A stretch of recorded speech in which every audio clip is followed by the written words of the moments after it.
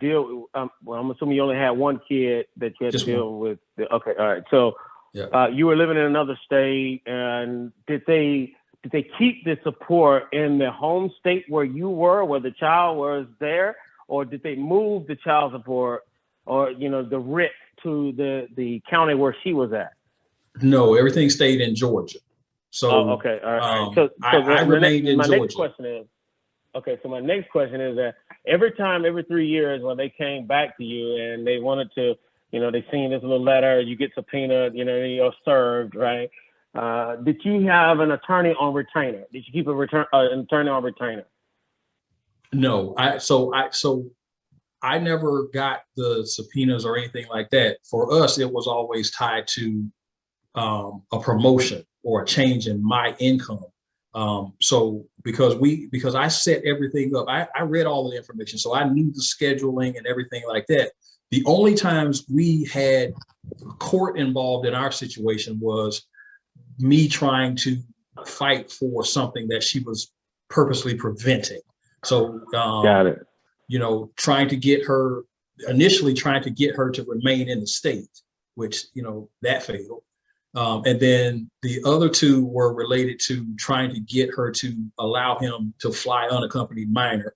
And then the final time we went to court was essentially just making sure that she did what she was supposed to do on her side regarding health insurance and all that stuff. Because I always maintain health insurance, but I wanted to make sure that he had whatever benefits were at that household as well. So there was never a summons for me to come to court for lack of doing or whatever. It was always proactive on my part. Carlos, okay, let me ask another question there. Okay, go ahead. We can ask a question, Carlos. One more question. One more question, then you can go, Roger. Were you, in addition to being kind of, well, not garnished, because obviously you weren't, but you having to evidence insurance, okay, for your child and having to pay that, were you also required, when the child went to the doctor, use your insurance, the copay, right? Were you required to pay that, or did you just get hit months later when a bill came to your house because the parent was there that took the child to the doctor, didn't pay the copayment? No, we never had that issue. She would always take care of the copay. As much as I was paying for insurance, that's the least. Hey, you'd be surprised, sir. No. You'd be surprised, sir, what they fight for. Because the reason why I asked about the attorney on retainer, because in one of my cases, I had to keep an attorney on retainer just because every 3 years it was just like clockwork, and I just needed somebody there that was on my side, that was friends with the court and the DA. Right. And then finally, through that process, because again, I had three different cases, but I learned that you know how in the past we would go, when you did go to court, guys, you sit in the kind of the bullpen, you know what I mean? Mm-hmm. And everybody else is there. You're sitting there, you see people come in from all walks of life, right? And I found out maybe 6 years into my process that shit, listen, your money affords you to have a private setting in the judge's chamber.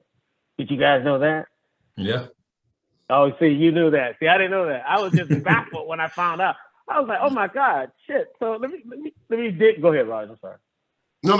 I'm listening. I said no. I didn't go. I only really been in court twice, and I know Carlos. I did not know that.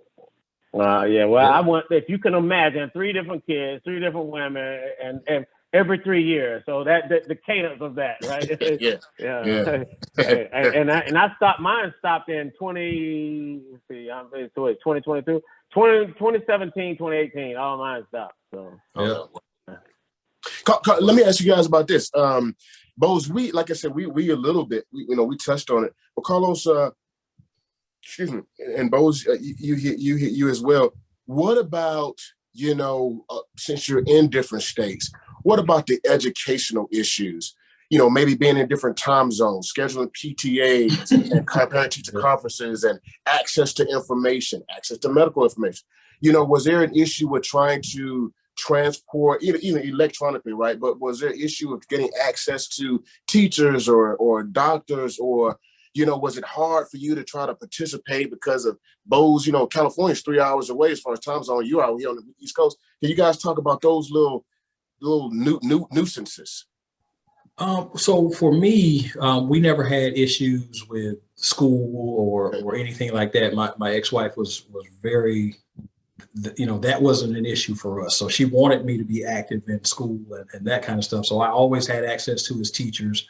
I always made it a point to coincide one of my visits with the start of school or with the start of school following Christmas break. So the teacher always had my business card, just as a matter of show, to show my son, like, okay, we're still a team, in terms of raising you. But I did have a situation this past, about 2 weeks ago. I was in Tulsa, Oklahoma, and my son now is 21, so I'm done with all of this. But I took my daughter to a park in Tulsa while we were waiting on our flight. We had gotten pushed back several hours, and we were at the park. And my daughter starts playing with this little girl, and I end up standing beside her father. And I said, we just small talk. And he shared with me that he actually lived in California. And as a course of divorce, his ex-wife had moved to Tulsa with his daughter. And I said to him, I understand what you're feeling now, looking at your daughter playing. It's going to be okay. She's going to thank you one day. Just don't give up. And he looked at me in the middle of the park, and without shedding tears, he just broke down. And I said, it's going to be okay. He was exhausted because he flew out. This happened to be Sunday. We were getting ready to fly back. He flew out late Friday night, got to Tulsa, picked his daughter up. And so he's, when you're doing this, you're on 100 the whole time because you're trying to maximize the amount of time you have to spend with your child. And so, for him, it was just, he's exhausted. And that child was wide open at the park, like, daddy, daddy, daddy, look at me, look at me, look at me. And, he just talking through with him about the financial reality of trying to get there as often as he could. For me, it was every month, every 45 days at the most, I was on a plane to California. I had, this was when AirTran was still around. I had those frequent flyer miles such that, every third flight, I was virtually going for free because I was going out there so much. And, this guy was like, hey, you're not alone. If you're coming out here every month to see your child, if you're staying at the same hotel, talk with the manager and just explain your situation and see if there's a possible way to get a discount, figure out. I reminded him of Groupon and Living Social. I'm like, there are ways that you can save money so that it's not a burden on you financially. In terms of time, be creative with your time so that you're not always 100% on the go, but you're still spending what you deem to be quality time with your child. And he just, it was just that 15, 20 minutes that we talked there in the park. I mean, I could just see the stress on him because I've lived it. And that's not, no man should have to live like that. I know, divorces happen, people go on with their lives, which oftentimes means that there has to be movement, but, just that reality of talking to men, and I've actually talked to some women who were not the custodial parent. So it's not, that's a reality that goes both ways, struggling to raise a child to co-parent in different states, and especially across time zones.